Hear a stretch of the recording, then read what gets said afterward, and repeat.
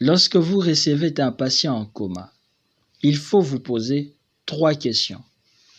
En vous posant ces 3 questions, vous allez rechercher 3 éléments qui vous serviront de base pour poser votre diagnostic de manière sereine. La première question est celle de savoir si le patient est fébrile ou pas. La deuxième est celle de savoir si le patient présente de signes méningés ou pas.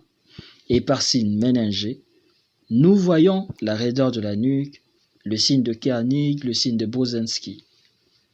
La troisième question est celle de savoir si le patient présente de signes de latéralisation ou pas. Et par signe de latéralisation, nous voyons par exemple une hémiplégie ou une déviation de la bouche d'un côté. Une fois que vous avez recherché ces 3 éléments chez votre patient comateux, vous pouvez maintenant établir votre diagnostic tranquillement. Il y a 8 cas de figure que nous allons voir. Premier cas de figure, au cours de votre garde, vous recevez un patient en coma. Vous trouvez qu'il n'est pas fébrile, il ne fait pas de la fièvre. À votre examen neurologique, vous trouvez qu'il ne présente pas de signes méningés et pas de signes de latéralisation non plus. Le diagnostic à évoquer dans cette situation est celui d'un coma métabolique. Et c'est sur base d'un bilan paraclinique plus poussé que vous serez en mesure de déterminer le type de coma métabolique. Est-ce un coma hyperosmolaire ou acidocytosique lorsqu'il s'agit d'un patient diabétique? Est-ce un coma électrolytique, urémique, médicamenteux?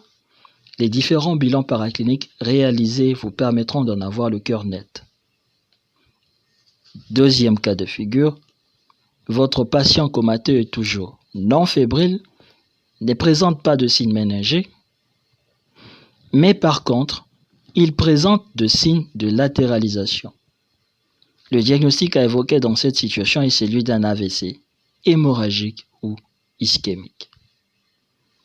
Troisième cas de figure, le patient est toujours non fébrile, mais présente cette fois-ci de signes méningés et n'a pas de signes de latéralisation.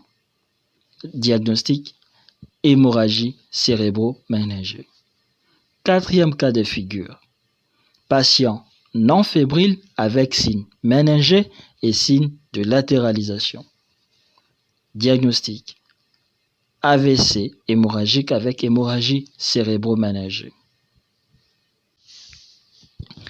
Cinquième cas de figure, cette fois-ci votre patient fait de la fièvre.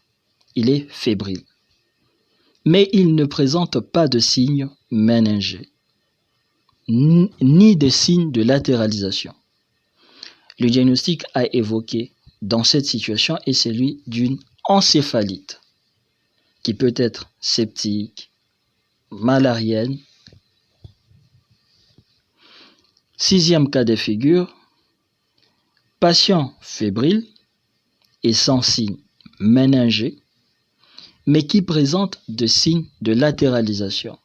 Diagnostic, AVC avec syndrome infectieux. C'est fréquent dans le milieu tropical de voir un patient souffrir d'un AVC associé à un paludisme par exemple. Septième cas de figure, le patient est fébrile, il présente de signes méningés, sans signe de latéralisation. Diagnostic, méningo-encéphalite.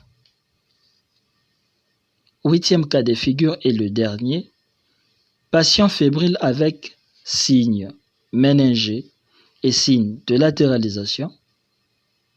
Diagnostic à évoquer, méningo-encéphalite abcédée. Si vous avez aimé la vidéo, n'oubliez pas de vous abonner sur ma chaîne Merci Docteur. C'est un signe d'encouragement de votre part. N'oubliez surtout pas de me faire vos remarques et vos propositions en commentaire. Je vous remercie d'avoir suivi ma vidéo. On se donne rendez-vous au prochain rendez-vous.